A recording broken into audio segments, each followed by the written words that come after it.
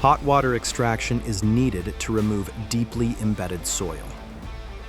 Frequency recommendations: light traffic, once a year; moderate traffic, twice a year; heavy traffic, 4 times a year; extra heavy traffic, monthly. Frequencies may change as foot traffic increases or decreases. Pre-vacuuming is required before performing hot water extraction.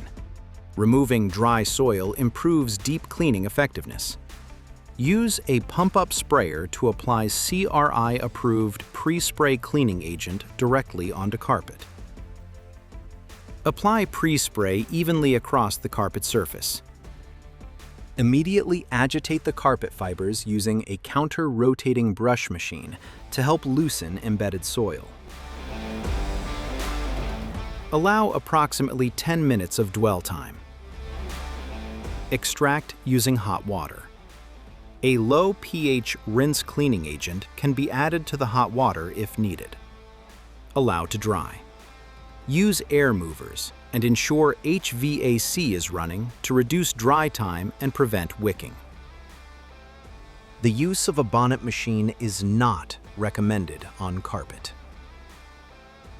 Bonnet machine use can permanently damage the carpet fibers.